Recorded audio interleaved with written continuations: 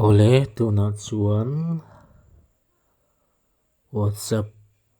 allo sharing dan chu hei nia allo sharing ka omzia chuan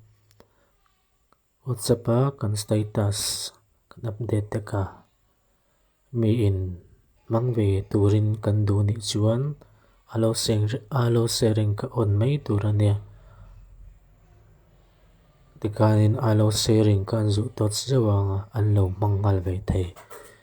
etianan tuna kan mu tir chunga WhatsApp a kan lutang chuan update a kan kalang chuan thu po lo ni se thu entianan thian thu kan type don ni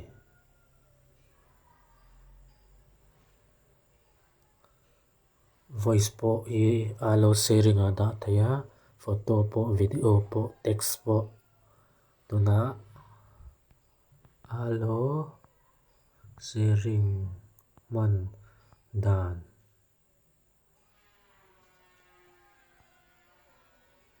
video in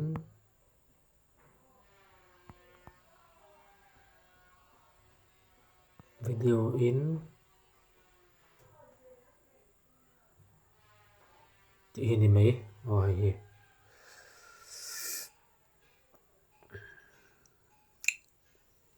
ani la pon hei kan clear lenga mandan chu hei hi ani ti chuan hei status 3 excluded ti kan zu tot zewang hei ke chu allo sharing hi ka ona a hring khu a lo hring kul ko ten off ani ta a ten on ten kan onanga na china hemi allo sharing man dan chu hei hi ani ti a man ngal ve te don ani midang pokani lo mang ngal theiang